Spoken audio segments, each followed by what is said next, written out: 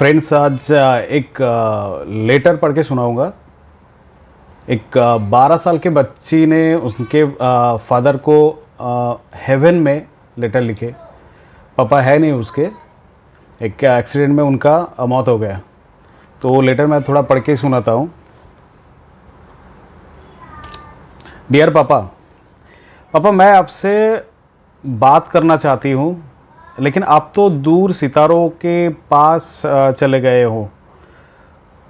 जब भी मैं रात को स्काई देखती हूँ मुझे लगता है आप मुझे देख रहे हो। पापा मुझे याद है जब आप हमें हर वीकेंड में रेस्टोरेंट पे लेके जाते थे।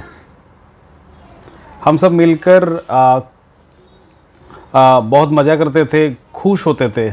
हर साल जब आप हमें अब्रॉड ट्रिप पे लेके जाते थे मुझे लगता था कि मेरी दुनिया सबसे अच्छी है।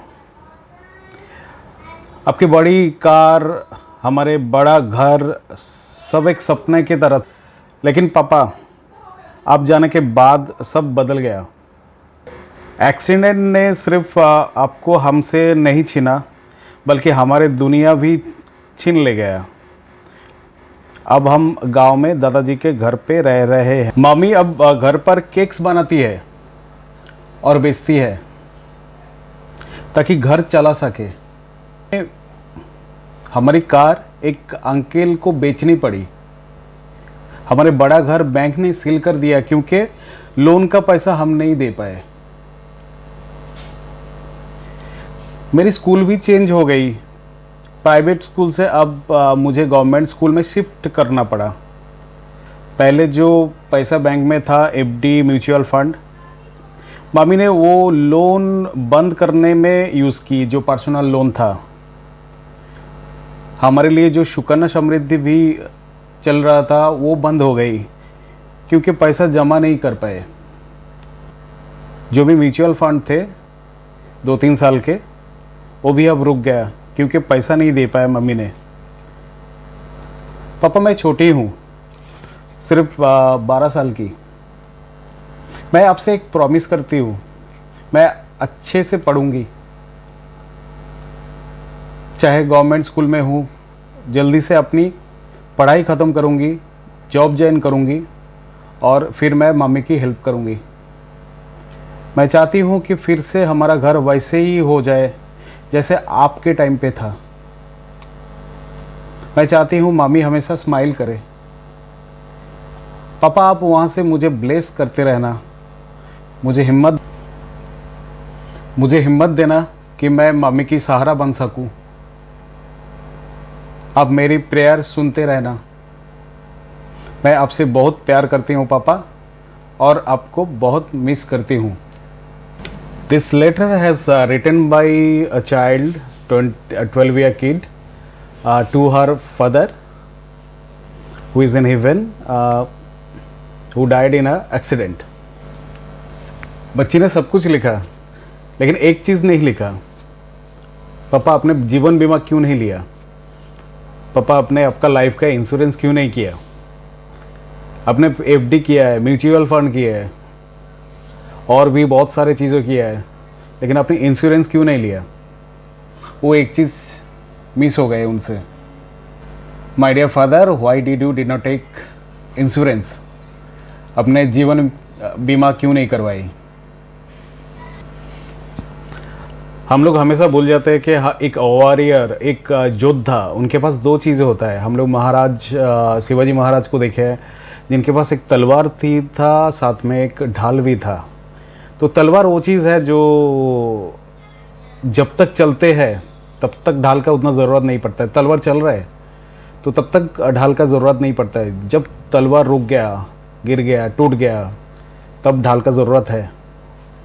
तलवार है अर्निंग कैपेसिटी। जब तक अर्निंग चल रहा है, अर्निंग चालू है, तब तक कोई दिक्कत नहीं है, सब कुछ चल रहा है, सब हैप्पी चल रहा है। वीकेंड में रेस्टोरेंट, अब्रॉड में जो ट्रैवल का प्लान होता है हर साल, बाकी घूमना फिरना, खाना पीना, सब कुछ चलता है। वो आपका तलवार है, वो आपका शोड है, वो चल रहा है तो फिर बाकी चीज़ों का दिक्कत नहीं है। लेकिन शोड और तलवार जिस दिन बंद होगा, जिस दिन अर्निंग जो है वो बंद हो गया उस दिन, लेकिन ढाल का ज़रूरत है। ये ढाल वो है हमारे LIC जीवन बीमा जो ज़रूरी है। अगर वो सील्ड होता था, वो ढाल होता था, तो इस टाइम पे पापा तो रिप्लेसमेंट नहीं होते थे, पापा का जो अर्निंग था वो रिप्लेसमेंट हो जाता था। ये जो योद्धा है, ये जो वॉरियर है, तो इनके पास जो शोड है, शोड मतलब तलवार है, तलवार ये जो है ये फॉर बाइंग अपॉर्चुनिटीज़, एक जो अर्निंग कैपेसिटी वो शोड है। और जो ये ढाल है, ढाल जो है ये लाइफ इंश्योरेंस है। लाइफ इंश्योरेंस आपको आने वाले जो अटैक्स है, जो डिमांड्स है, तो उसको ऊपर काम करेगा। मेरा एक क्लाइंट है जो कोई कंपनी के CEO है, जिनसे हम लोग डिस्कस किए थे। सो शुरू में उनका क्या कहना था, उन्होंने बोलता है LIC में कितना percent of rate of interest देगा, 8%, ज़्यादा से ज़्यादा 10%। तो उतना तो मैं म्यूचुअल फंड और नहीं दूसरे कोई भी इन्वेस्टमेंट इक्विपमेंट से मैं कमा सकता हूँ। तो सर को पूछा, सर आपको लेवरेज मालूम है? सर बोले सुना सुना लगता है, क्या है ये? तो मैं बोला लीवरेज मतलब आप लीवर तो पढ़े होंगे, हम लोग बचपन में जब क्लास 7 में शायद हम लोग लीवर पढ़े हैं। तो लीवर क्या होता है, कोई एक इम्पैक्ट कम लगा के हम लोग बहुत ज़्यादा काम कर सकते हैं। इधर एक फोटो मैंने शेयर किया, तो इसमें 500 किलो का एक पत्थर ये आदमी को हटाना है जिसका खुद का वजन है 50 किलो। इस इमेज में ये व्यक्ति जिसका वजन 50 किलो है, वो ये 500 किलो का जो पत्थर है ये उठाता है। बीच में एक फलकम लगा रहा है, लगा के इधर प्रेशर देता है, जो लीवर जिसको बनता है, तो उधर प्रेशर देता है, तो इधर 500 किलो का वजन उठता है। तो इसी को हम लोग लेवरेज बोलते हैं। तो उन्होंने बोला कि इससे मेरा क्या फायदा है, क्या है, क्या रिलेटेड है? ओके, उससे मुझे क्या लेना? ये सर ये रिलेटेड है सर, आप देखिएगा, और ये related to life insurance only. तो हम लोग क्या करते हैं, हम लोग कमाते हैं और इनकम करते हैं, काम करके जो पैसा आता है घर पे, वो इनकम है हमारा। कमाते हैं हम उसमें से, तो उस पैसे को हम लोग यूज करते हैं पर्सनल एक्सपेंसेस और पर्सनल एसेट में। तो पर्सनल एक्सपेंसेस बोले तो हम लोग को जो खाना, चाल, दाल, आटा, जो डेली यूजेस है वो उसमें खर्चा करते हैं। और एक पर्सनल एसेट जो होता है, जो बेसिकली जैसा आईफोन ले लिया, कार ले लिए और दूसरा कुछ ले लिया, वॉशिंग मशीन ले लिया, ये सब है। ये छोड़ के भी हम लोग एक पोर्शन खर्च करते हैं जो फाइनेंशियल एसेट में, कोई अलग अलग इक्विपमेंट में करता है, म्यूचुअल फंड में, LIC में और कोई भी FD में। तो इसको पर्सनल एसेट बोलते हैं। तो ऐसे दो टाइप में हम लोगों का खर्चा होता है। अभी सोचते हैं हमारे जो वॉक है, वॉक को बंद हो गया, कुछ हो गया, कुछ कारण से वो बंद हो गया, तो हमारे क्या होगा, तो हमारे इनकम बंद हो गया। तो इस रीजन से हमारा जो वॉक से जो इनकम होता था वो बंद हो गया। तो अभी जो पर्सनल एसेट जो है और जो पर्सनल एक्सपेंस है, वहीं से कुछ भी पैसा आ सकता है? बिल्कुल नहीं आ सकता है। उसमें से तो कोई पैसा नहीं आ सकता, जो खर्चा वाला मैटर है। और जो पर्सनल एसेट है वो भी, उसमें से भी कोई पैसा नहीं आएगा। लेकिन अगर रुक गया तो इनकम तो रुक जाएगा। तो क्या अभी तक दोबारा बोलता हूँ, ये वॉक्स बंद हो जाता है। इसका कई रीजन है, जैसा in case of death, in case of disability, coma में चले गए, और नहीं तो नौकरी छूट गया और नौकरी नहीं है, काम नहीं है, कुछ अलग इश्यूज है, रिटायरमेंट आ गया। तो ये बहुत सारे रीजन है जिसके लिए इनकम बंद हो गया। तो उसमें से तो कुछ नहीं आ सकता है अभी जो पर्सनल एसेट है उसमें से भी कोई पैसा नहीं आ सकता। अभी कहाँ से पैसा आ सकता है? वो फाइनेंशियल एसेट से, जो हमने इसमें जो इन्वेस्टमेंट किया है। तो इस टाइम में आपको पैसा सिर्फ फाइनेंशियल एसेट से आ सकता है। पर्सनल जो एक्सपेंसेस उसमें से आपको पैसा नहीं आएगा। तो अब जब आपका इनकम है उस टाइम में आप अगर पर्सनल एक्सपेंसेस में खर्चा कर रहे हो, तो उसमें क्या है, आपको बहुत सारा हैप्पीनेस मिलेगा। घर पे बहुत सारे चीजेस आ सकता है, बहुत सारे एसेट्स आ सकता है घर पे।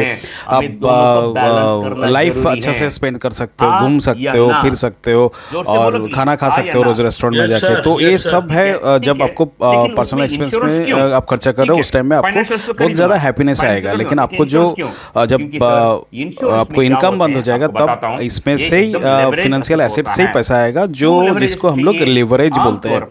हम नॉर्मल टाइम में आज खर्च करने में जो आज का खुशी है, ऐसा अब फ्यूचर के लिए भी थोड़ा बहुत आज अगर खर्चा करोगे तो उसमें भी आपको फ्यूचर का खुशी भी शामिल हो जाएगा। तो हम लोग सोच लेते हैं कि हम लोग आपका जो इनकम है उसमें 90% पर्सनल एक्सपेंसेस और पर्सनल एसेट में खर्चा करते हो, 10% जो है फिनेंशियल एसेट में खर्चा करते हो। मतलब एक आदमी का सैलरी अगर 1 लाख है तो उसमें 90,000 पर्सनल एक्सपेंसेस, लोन्स वगैरह, पर्सनल एसेट, ये सब में खर्चा हो जाता है।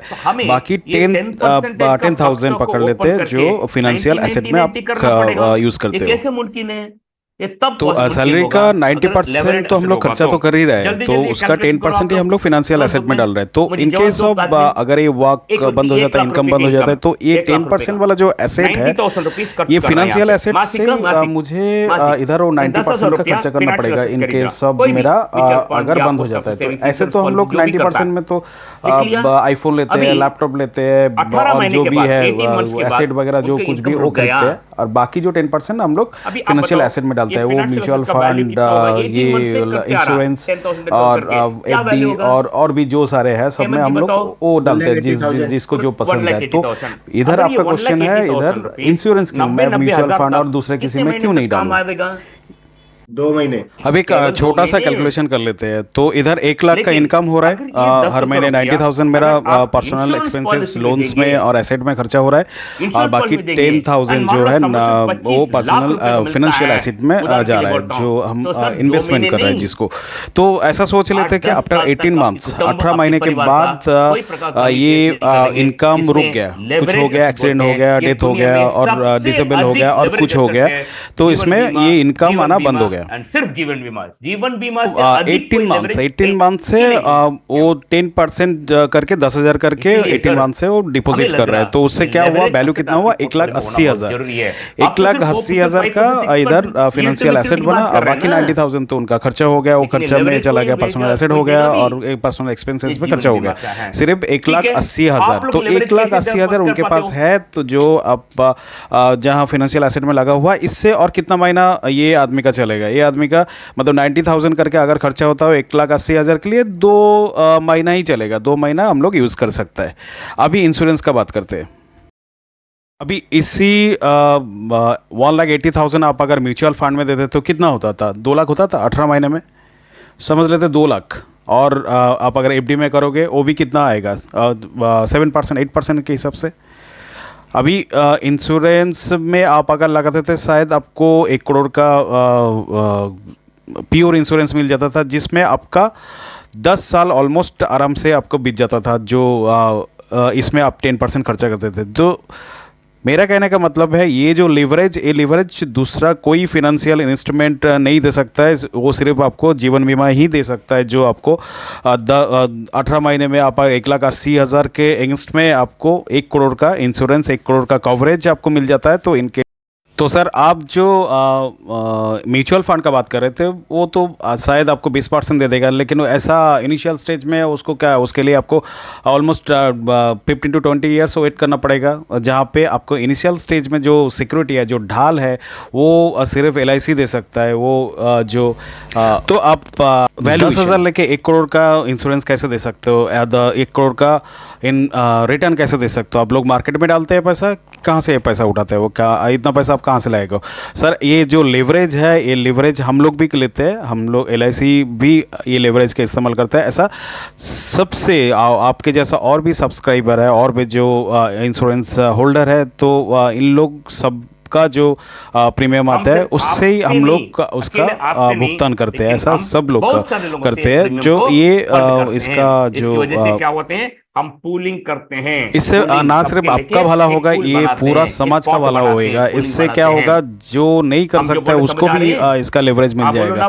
तो समाज के लिए एक अलग से एक फाइनेंशियल सिक्योरिटी बन जाता है।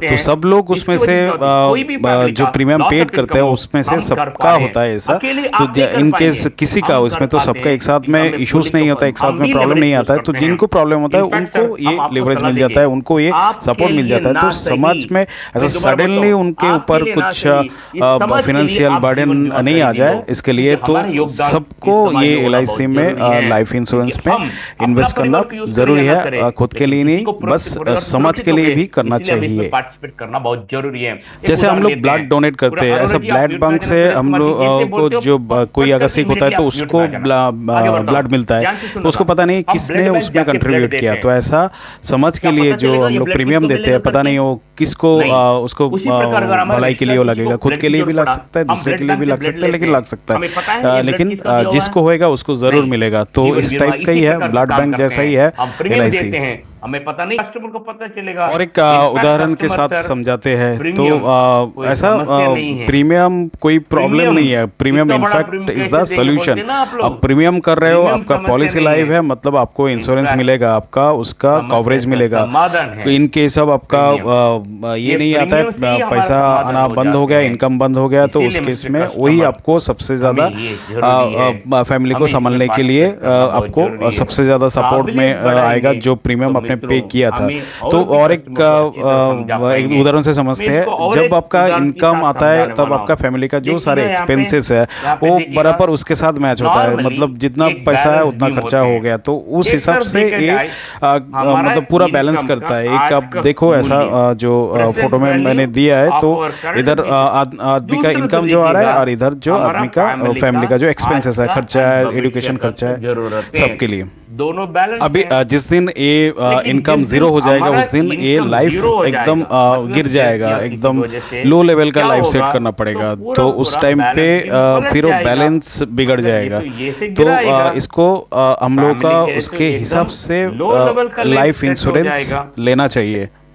उसके लिए परफेक्टली कैलकुलेशन करके उसमें करंट जो एक्सपेंसेस है और फ्यूचर जो एक्सपेंसेस है उसके ऊपर प्रॉपरली कैलकुलेशन करके हम लोगों को इंश्योरेंस लेना चाहिए। हमें क्या करना चाहिए? उदाहरण स्वरूप समझते हैं, मैं मेरे बच्चे के लिए 1 करोड़ का एक प्लान किया है कि 20 साल बाद में मुझे बच्चे के लिए पढ़ाई के लिए 1 करोड़ रुपए चाहिए, तो उसके लिए मैंने प्लान किया कि हर साल 2.5 लाख मैं जमा करते जाऊं। तो ऐसा करके 20 साल तक मैं इसमें पैसा भरते जाऊंगा, तो एकदम 20 साल बाद में वो जो पैसा का पेड़ है जो 1 करोड़ देने वाला वो बनेगा। तो अब समझो हमको हर साल वो कंटिन्यूस करना पड़ेगा, तो अगर इन बिटवीन ऐसा हम पैसा देते जा रहे हैं, इन बिटवीन मेरा कुछ हो गया और इधर बंद हो गया मेरा इनकम, तो क्या हो गया, ये जो है मेरा जो ब्रिक्स जो है वो और बनेगा नहीं, वो सूख जाएगा, बंद हो जाएगा, जितना था उतना ही में रुक जाएगा और आगे नहीं बढ़ेगा, वो 1 करोड़ नहीं बढ़ेगा, छोटा सा होएगा, इतना ही पैसा आएगा उसमें।